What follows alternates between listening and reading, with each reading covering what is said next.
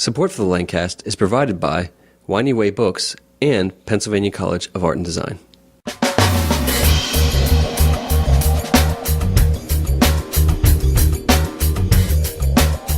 Welcome to the Lancast. I'm David Moulton. And I'm Keith Slesser. This week we meet with musicians Dietrich Strause and Austin Nevins. During the show, we get a little in-depth on some of their musical beginnings. So trumpet was your first instrument? It was. That must have been a loud house. Yeah. I was going to say. It was. Yeah. My sister played the bassoon, and I'm sure the neighbors had very strong earplugs. I know, like, trumpet and violin are, like, two of my favorite instruments, but they're also two of the worst instruments when someone's learning them. Yeah. Pretty rough to start on those, yeah. Later, we discussed their 7-Eleven World Domination Tour.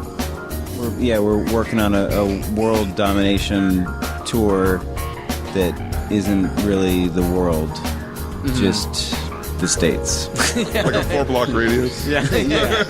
We're gonna play at the 7-Eleven down the street from our houses, and that's our world. So yeah. Enjoy the conversation. Dietrich, Austin, thanks for being on the show. Thanks for having us. yeah. Why don't we start with you, Dietrich?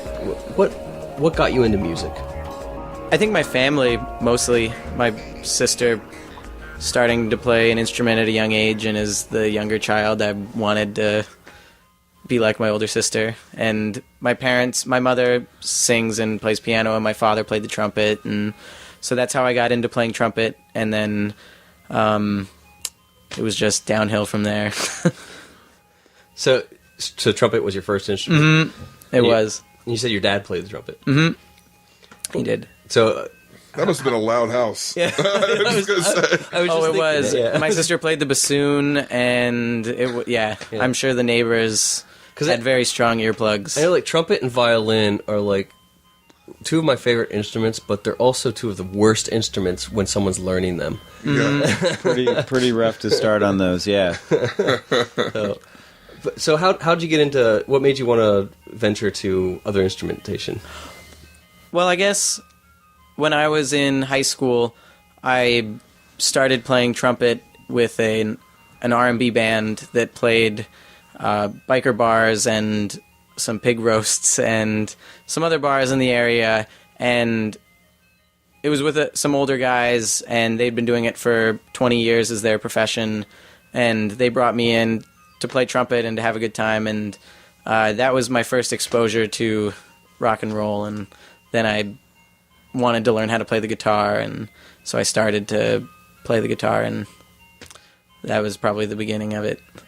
Did you wanted to pick up chicks? Is that why you switched to... That's definitely why. Yeah.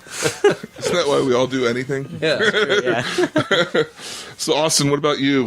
What got you into music?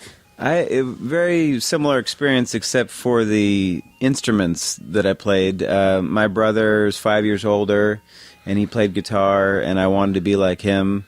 And so I started on a little crappy Yamaha nylon string guitar when I was 9, and formed a band with my friend Adam. We liked Men at Work, so we called our band Kids at Play. And and it just started from there. And I really started getting into music heavily probably when I was about 14 or so, and then moved. I grew up in California and came out to Boston to go to school, and have been there ever since. Let's talk a little bit about where you originated and how that affected your musical upbringing. Whichever one of you would like to go first. Well, I guess growing up in the public school system, at the time there was a very strong program of getting kids instruments if they wanted an instrument, and private lessons in the public schools. And so once a week you could get a 30-minute private lesson from the music teacher. And I think that really had a lot to do with me wanting to play music more, because I had the personal... someone was able to spend the time to teach me things on a personal level that you couldn't really get in a classroom of 30 trumpets, of like 8-year-olds playing trumpets. That would just be, I think, a terrible experience for everybody. But so I think that had a lot to do with it. And beyond that, I think that as I got older and I went to college, I wanted to do something that used my education and in a productive way that didn't, and I was having a hard time finding a job. So I decided I would spend a lot of my energy writing songs because I loved it. And so I started, and then in college, and I moved to Boston to have a go at it, and I've just kind of kept doing it ever since. You originated in the central Pennsylvania, Lancaster area, right? I did. I didn't write songs and play in the central Pennsylvania area or original music, but I played in bar bands in high school and then in the summers in college to make money. And I was under 21, and I'm young for my grade, and so all my friends are older. We'd come home from break, and they'd all be out at the bars, and it was great because I could play at the bar if I was under 21, and they would all come hear me play, and it was a good way to stay connected with my friends from high school. Very cool. How about you, Austin? As far as growing up in California and how that affected, I guess, yeah, I was always, I think it was more friend-based rather than school-based as far as why I played music. It was more to do things with my friends, and I did, the first few private lesson teachers I had when I was young actually kind of turned me off of music because they just wanted me to learn what they knew how to do, and it wasn't really based on the music that I enjoyed. And when I was about 14, I had a private lesson teacher who was like, "What do you want to learn? What excites you about music?" And I think that was the biggest thing for me of like, whoa, I can actually play music that I enjoy. And so that got me excited. And then I came east to go to I went to the National Guitar Summer Workshop in Connecticut, and I went to a 5-week program at Berklee College of Music in Boston, and those excited me, and that's yeah. So then after high school, I applied to Berklee and came out from California. But I'm not. Yeah, I don't know that how much school where I was affected me playing music. More friend based. Is there any particular artists? I know you said you liked Men at Work, but were there any particular artists? Were there any particular artists that you listened to growing up that really influenced you? That you would say you can hear their influence over your music. Either one of you guys. I guess. I mean, when I was really young, I would say no. But when I was 14 or so, I started listening to. My brother got me into listening to Lightnin' Hopkins and Ray Charles and old blues, and I think that has stuck with me and influenced me a lot. And yeah, 60s soul and blues is always in there, even though that's not what kind of music I necessarily play now. It seeps out, I think.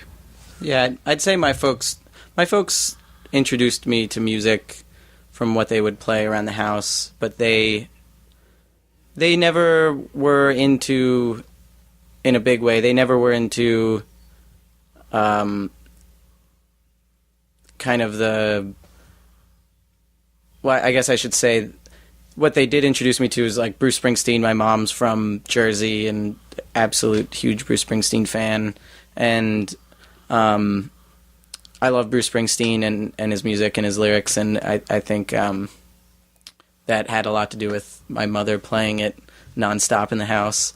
And beyond that, Simon and Garfunkel and kind of the the singer-songwriters of that era were probably among the most influential.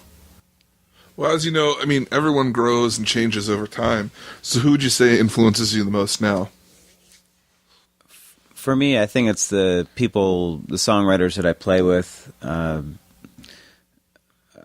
I listen to a lot of music, but I think that, I learn the most and I change the most just with the people, the artists that I play with. I'd agree with that. I think that in Boston, there's a great community of songwriters and musicians, and everybody, I think, is supportive of each other in a way that it really is inspiring to get together and have conversations, and even if it's coffee or if it's a songwriting group of 8 or 9 people and you share songs with each other, and that's usually the times that I feel most energized to write more material or feel inspiration is after those interactions.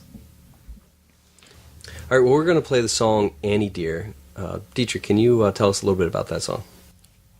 Well, I wrote that song in the fall of last year, and I'd read a book.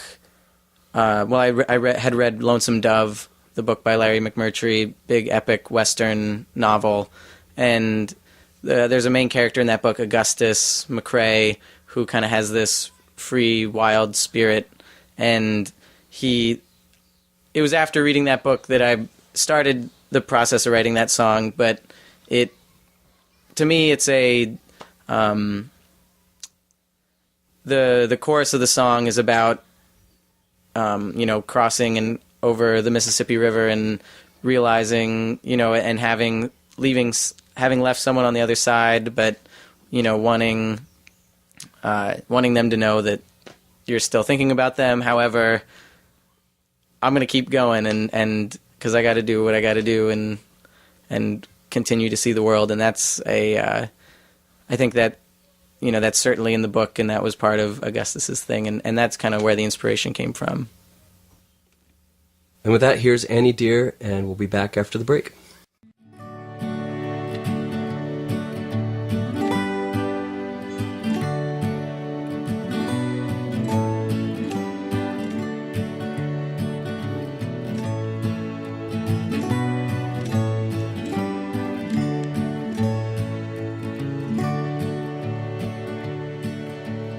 Wide and the mighty Mississippi, she's a sight. Won't you tell my Annie dear that she's still on my mind? Won't you tell my Annie dear, my darling, she's a sight.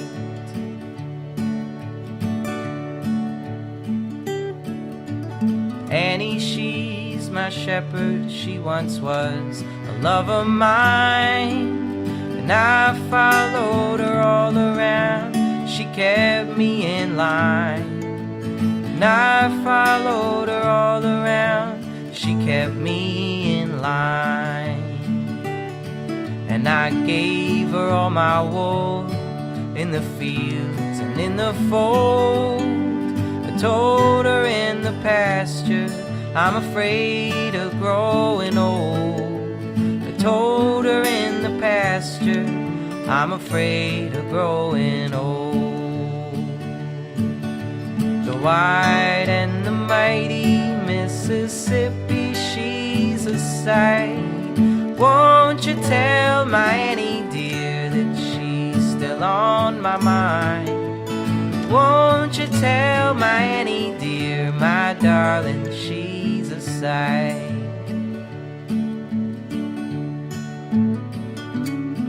'Cause I've wished every morning and I've wished every night to climb the Alleghenies and coast down the other side. To climb the Alleghenies and coast down the other side. 'Cause out west the wolves stay hungry, it keeps me on the run. The sky feels as big as it did when we were young. The sky feels as big as it did when we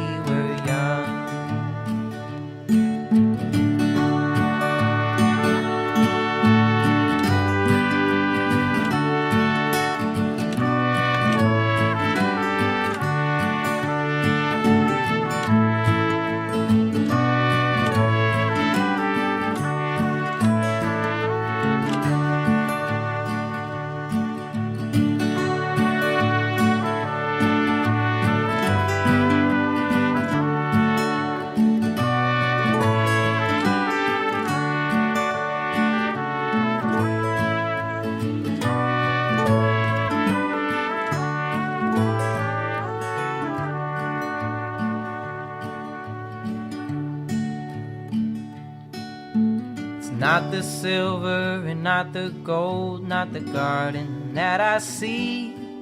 Just a land where the wind that blows fans of fire beneath my feet. Just a land where the wind that blows fans of fire beneath my feet. The wide and the mighty Mississippi, she's a sight. Won't you tell my Annie dear that she's still on my mind? Won't you tell my Annie dear, my darling, she's a sight. Won't you tell my Annie dear that she's still on my mind? Won't you tell my Annie dear, my darling, she's a sight.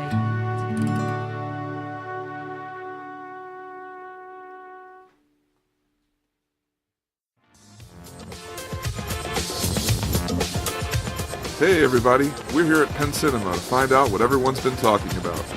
Excuse me, why do you choose Penn Cinema? I like the seats. They're really comfy. They're a lot nicer than most other places in my house. Oh, this place is great. I mean, it's popcorn. Got some, we got a slushy machine over there. We got 3 clocks. 3 clocks for the Lidditz, the Lancaster, and the F at a time, just in case, you don't know what time it is in your area. That's why I love this place. They think about everybody, very friendly. Has a nicer environment. It's clean and comfortable. It feels independent. It doesn't feel like part of a system. Like, it feels like as big as it is and as polished as it is, that it feels independent, Bigger screen, better quality. So it's really close. It's very clean. We come here all the time. What do you like about Penn Cinema? The seats are my favorite thing. Very comfortable. On the rump. 3D IMAX, the whole shebang. It has a down-home feel, and we love the atmosphere that Penn has created. He really tries to take into account what people want in a theater. It's really clean, and the seats are really comfy. Yeah, I like the seats. It's the best movie theater to come to. Well, you've heard what they have to say. Now come see for yourself. Check out Penn Cinema for first-class movies in a first-rate theater. Located at 541 Airport Road in Lidditz, PA.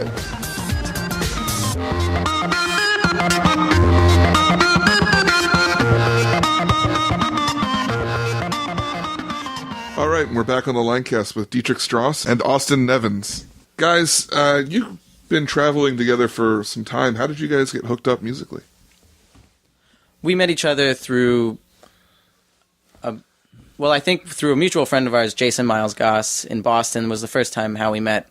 But since then, we have, our circle of friends has closed. I don't know how to say this, but we have many mutual friends, and so we began playing together through becoming friends ourselves. Did we first meet at Toad? We first met at Toad, that's right, okay. Yeah. It's a small club in Cambridge, Massachusetts, and Austin was playing, and I was coming to see my friend Jason, and Austin was playing with Jason, and I believe that was the first time we met.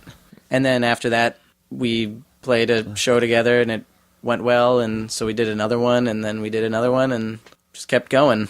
Yeah. Now we're in Pennsylvania. Well, that's where everybody should eventually end up, right? Yeah, mm-hmm. I'm a staunch believer of that. Yeah. Well, guys, now that you've been playing for a while together, do you have anything recorded together, or is what you have solo stuff, Dietrich? Or do you have solo stuff, Austin? I don't. I play on other people's albums, and I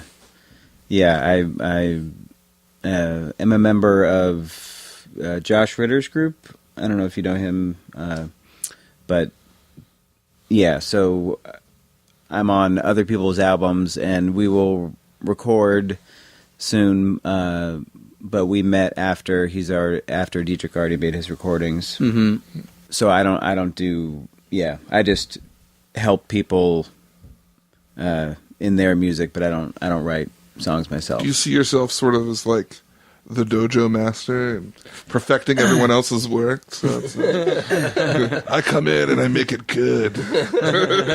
Yes. All right, Dietrich. Well, since Austin isn't in some of the recordings, can you tell us about the albums that you do have? I can. I recorded both of them in Lancaster. One at a studio down in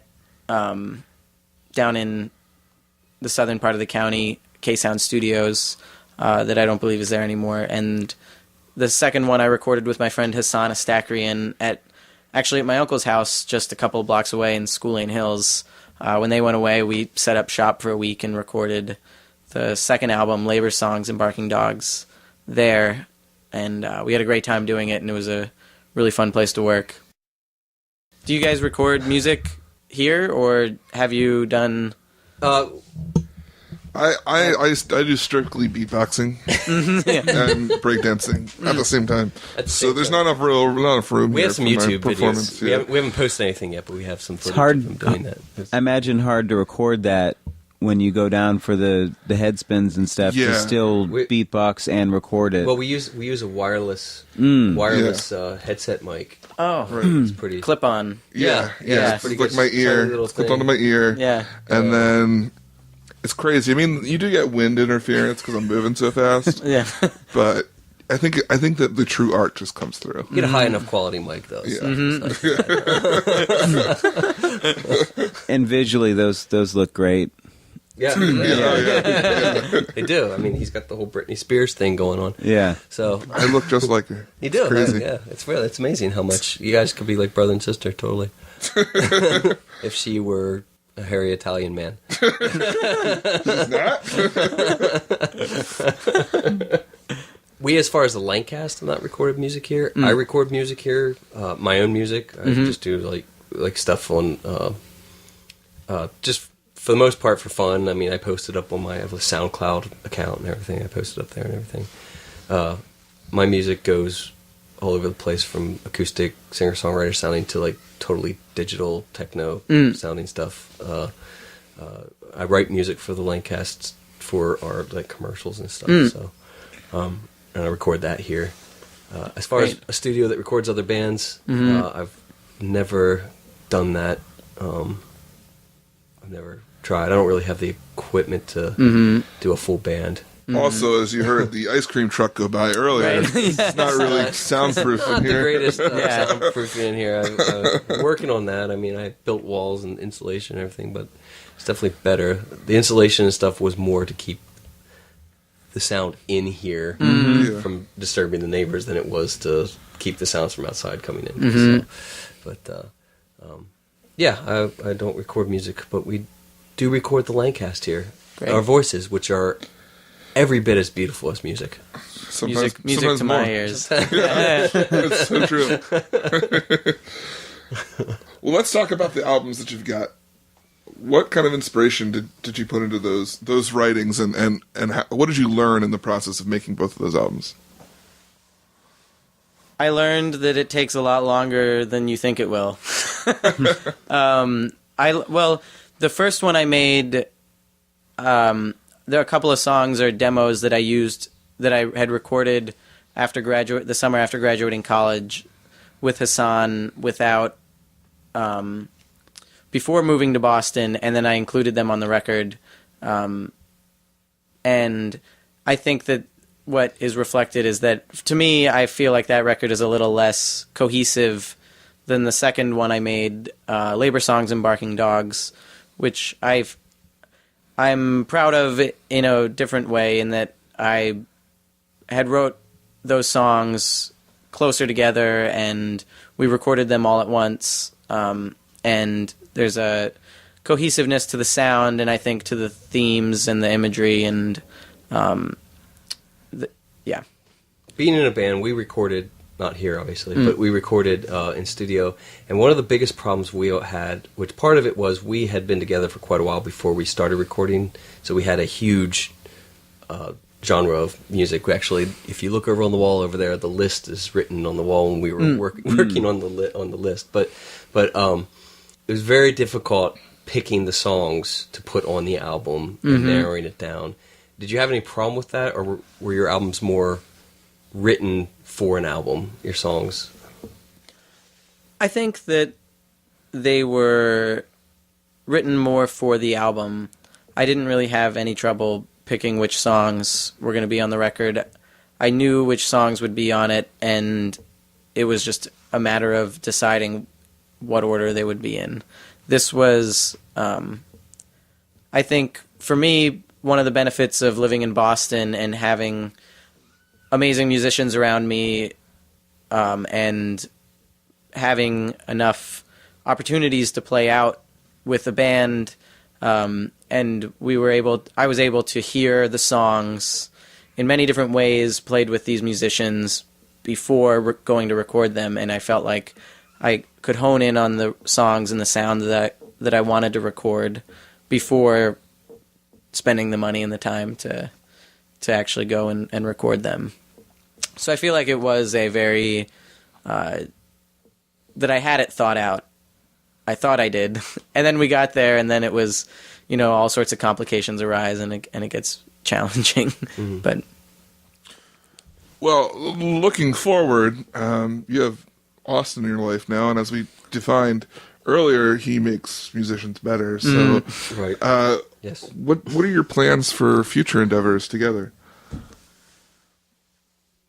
Well, we're hoping to record some of the newer material, newer songs in the coming year, and release that as either as an EP or as an album. And I think that, depending on we'll just continue playing shows together, and I think we're going to try to do a month-long tour in the fall together, and I think that it's a lot of fun touring with another person as opposed to a solo singer-songwriter out on the road by yourself. We're working on a world domination tour that isn't really the world, just the States. Like a 4-block radius? Yeah. We're going to play at the 7-Eleven down the street from our houses, and that's our world. So yeah.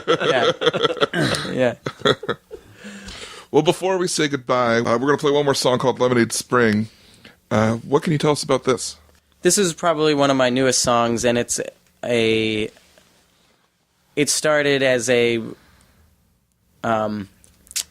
play on the song "The Big Rock Candy Mountain," and kind of turned it into a magical realism twisted version of The Big Rock Candy Mountain, in which there are no hobos in Lemonade Springs, but there is kind of hoping for a better time and dreaming of a better place, and doesn't end well.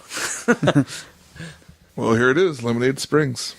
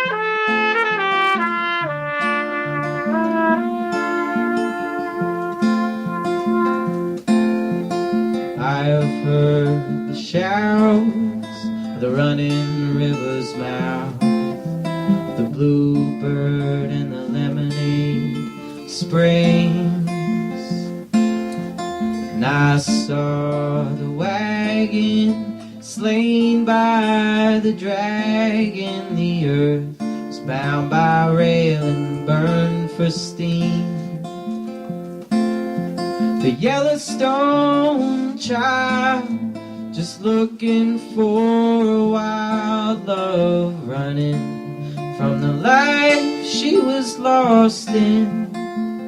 And in the flooding of the plains, I saw her through the rain, and I said I'd take her hand for the crossing.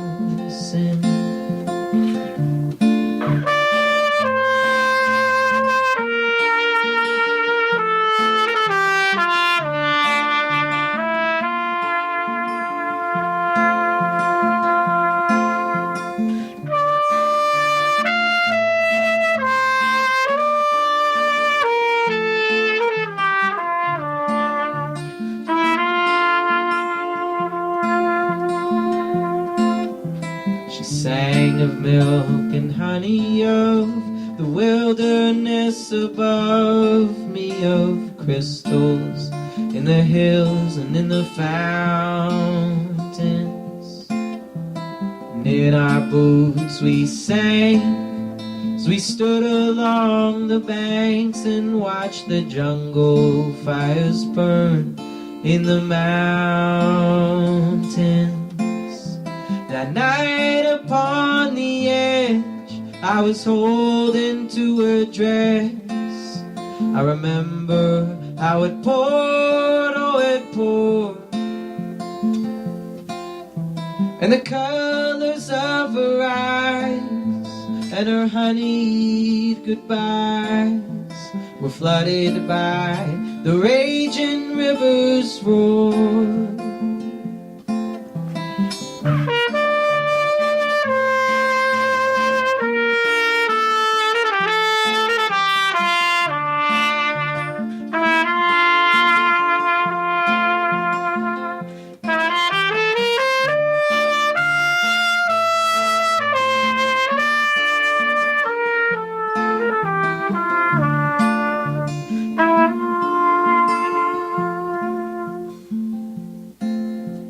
Remember when I dreamt of holding the gem of a wild and promised land, where together we could sleep, where sweet grass grows deep. Now all our dreams are slipping through my hands, 'cause I watched my girl be pulled into the earth. Now I'm haunted by my breath when I sing, and at night I hear her shouts in the running river's mouth, and the bluebird and the lemonade spring.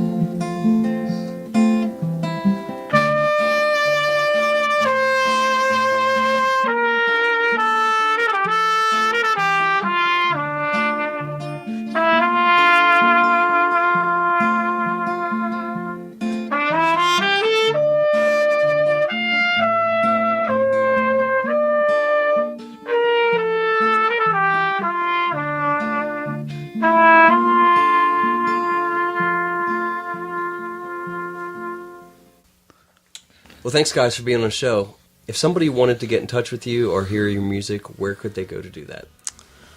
Well, they could go to my website, dietrichstrause.com, and they could get in touch with me there. There's a contact information, and there's music up, and there are videos, and all of the tour schedules up on that website. That would probably be the best way. And for me, I have a website, austinevins.com, and I guess through Facebook as well. That's about it. And at your closest 7-Eleven. Yeah. I'm surprised it's not something like Musical Healer or some .com. Oh, yeah. I'll work on that. I'll heal your music for you. That's coming next, yeah. Well, guys, thanks once again for coming on the show. Thanks for having us. Thank you so much for having us. We hope you've been enjoying the Lancast. This episode was produced by myself, David Moulton, with show notes by Keith and Lawrence Lesser. All pertinent links to this episode can be found in the show notes at thelancast.com.